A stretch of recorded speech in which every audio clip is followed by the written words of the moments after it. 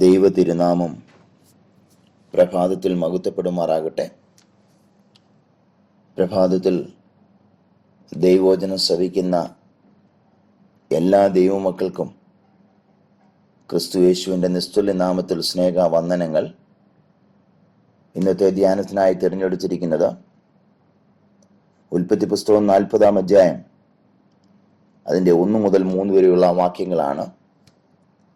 അനന്തരം മിസ്രൈം രാജാവിൻ്റെ പാനപാത്രമാകുവാനും അപ്പക്കാരനും മിസ്രൈം രാജാവായ തങ്ങളുടെ യജമാനോട് കുറ്റം ചെയ്തു.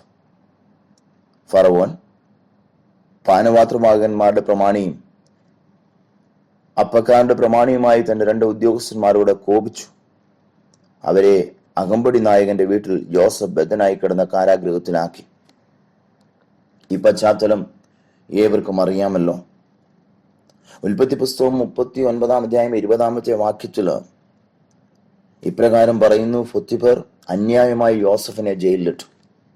അതിന്റെ തൊട്ടടുത്ത് ദൈവാത്മാവ് എഴുതി വച്ചിരിക്കുന്നത് അങ്ങനെ യോസഫ് കാരാഗൃഹത്തിൽ കിടന്നു. അവിടെ 2 പദങ്ങൾ നാം ശ്രദ്ധിക്കണം. ആക്കി, കിടന്നു എന്നീ 2 പദങ്ങൾ. ദൈവം അനുവദിക്കുന്ന ഏത് സാഹചര്യത്തിലും മറുത്തു പറയാതെ കിടക്കുന്നവനാണ് ഒരു വിശ്വാസി എന്ന് പറയുന്നത്. അങ്ങനെ കിടന്നാൽ ആ കിടക്കകളെ മാറ്റുവാൻ, അവിടെ നിന്ന് വിടുതൽ നൽകുവാൻ ദൈവം ശക്തനാണ്. അതുകൊണ്ടാണ് അവിടെ പറഞ്ഞിരിക്കുന്നത്, അവിടെയും യഹോവ യോസഫിനോട് കൂടെയിരുന്നു. ദൈവമക്കളെ, കാരാഗൃഹത്തിൽ നാം തനിച്ചല്ല, ദൈവം ഒപ്പമുണ്ട്.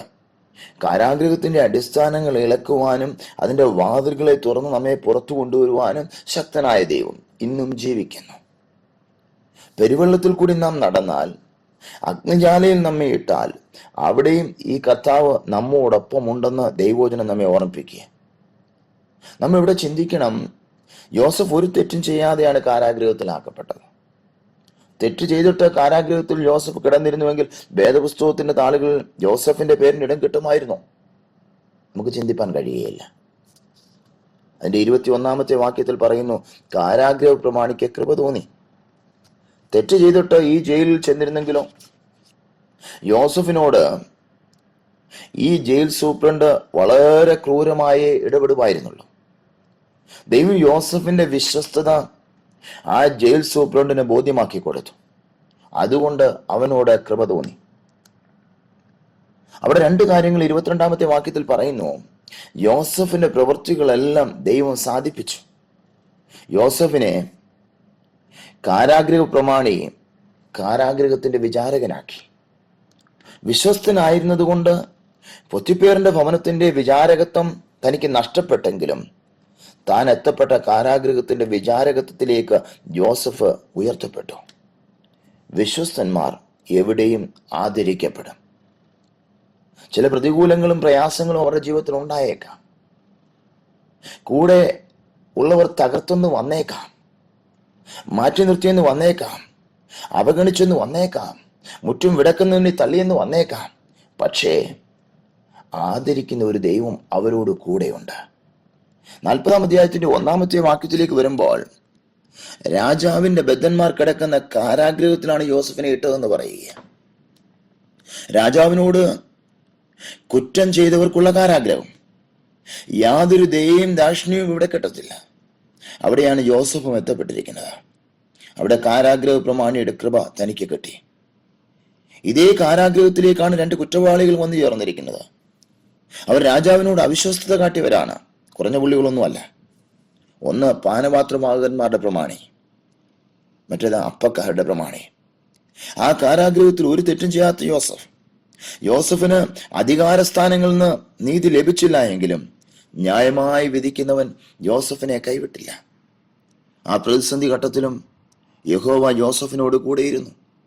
നമ്മുടെ സൗഖ്യത്തിലും സമൃദ്ധിയിലും സന്തോഷത്തിലും വേദനയുടെ നടുവിലും ഈ ദൈവം നമ്മോട് കൂടെയുണ്ട്. അത് നാം അറിഞ്ഞെന്ന് വരില്ല.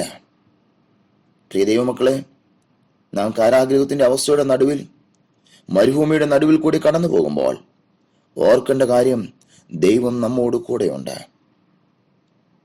ദൈവം മറ്റുള്ളവർക്ക് നമ്മളോട് കൃപ തോന്നുമാറാക്കും.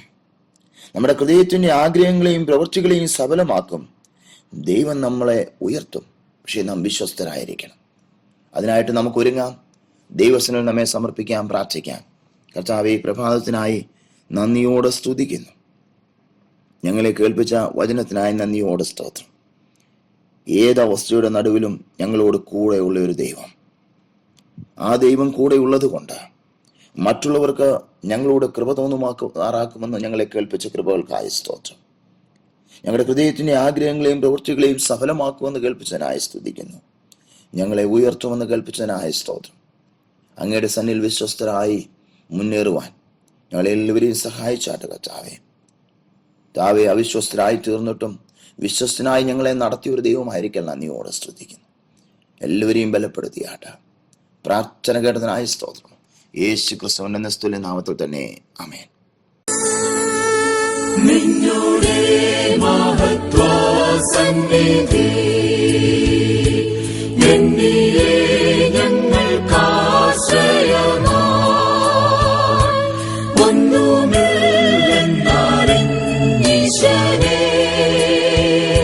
വന്നിതാ ഞങ്ങൾ നിൻ പാദത്തിൽ തിരുമുൻപിൽ വന്ന ഞങ്ങളെ വെറുതെ അയച്ചിടരുതേ. തരണം നിൻ കൃപാവരങ്ങൾ നിറവായി പരനേ ദയവായി അൻപു തിന്നും ദയാപരനേ